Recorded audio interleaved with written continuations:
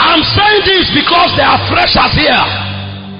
You can come to this campus as a virgin. You can come to this campus as the daughter of a pastor. It's not an insurance. The moment you drift to the economy of flesh, you become dust. The moment you drift to the economy of flesh, you can be smitten by the environment. You can bear the name Sandra, Michael. Your name can even be Jesus. Have you gone to Mexico? Some of them are called Jesus Navas. But you are called Jesus does not mean you are living in the spirit. Most of you will come here and the flesh will begin to rule you. You will become dust. And the serpent will eat you up. It will eat you. Engineering has no insurance for it. Medicine has no insurance for it. Sociology, psychology have no insurance for it. Chemistry have no insurance for it. The only way to live as the God man is to walk in the spirit. That's why I told you yesterday, advice is good, it's not enough. A man who is ruled by flesh, advise him for 1 year. The moment he steps out, the flesh lusted against the spirit, the spirit against the flesh, and the two are contrary one to another.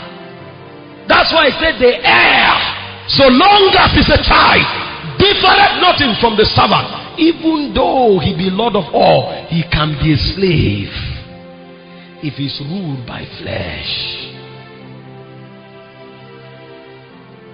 The first knowledge you must have as a believer is how to walk in the spirit. Else, you become a puppet in the hands of the serpent. Because when he comes with his seduction, you will discover that your heart will fail you. Your decisions will fail you. Your resolve will fail you because you are a man of the flesh. It doesn't matter if you are a Christian or a Muslim. The Muslim is a fallen man. He doesn't have Christ. The Christian that has Christ, if he lives in the flesh, he's a slave. And the serpent can eat him up. The sun can smite him by day and the moon by night. So the cure is in Psalm 91. He said, they that dwell in the secret place of the Lord shall abide under the shadows of the Almighty. If you cannot walk in the spirit, you can bear the title of a Christian, but you will know that your life in the secret is a betrayer of your confession in the public. This is the cry and the calamity of many believers. Because they confess things that they don't know the economy to walk in. If you don't understand the economy, your confessions can help you. There's a protocol of walking in the spirit.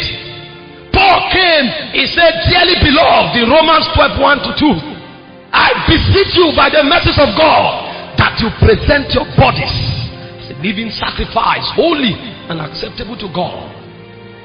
He said, then will you be able to show. So the ability to manifest the God life is a function of the protocol. I hear a lot of people, they quote Romans chapter 8:9. You are not in the flesh, but you are in the spirit. Paul came back and said, if ye be in the spirit, therefore walk in the spirit. Born again in the spirit, but walking in the flesh, you are dust. The serpent can devour you at will. And when the serpent comes, like I began, the idea is not now. Most times they have looked into the spirit and they have seen that the star of this child is a king. Like he saw that Adam was supposed to be a custodian of the glory. So when he came to Adam, he was not being benevolent. He wanted to cut him off from glory. I told you yesterday, some of you are prophets. From a child, you started seeing visions. You knew things before they happened. The devil waited for you until he taught you the way of the flesh. And then the more he fed your flesh, the more you became blind. So what he's doing is that he is robbing you of your eternal ordination. What you call sex for a moment, and you tell yourself, I can confess. What you have done is that you have bargained your destiny like Esau. And the Bible called him profane. He said when he sought it with tears, he could not have it back. Because the ordination of God upon your life is not for you alone. If you fail, God will lift it up and put it on another David. When Stephen was stoned to death, they thought it was over. Saul was there consenting with him, and the mantle lifted from Stephen and rested on him. God can move what is on your life to another. Because the spirit of Elijah is not only with the Tishbite, it can be with John the Baptist. You will bargain your destiny for Chem 1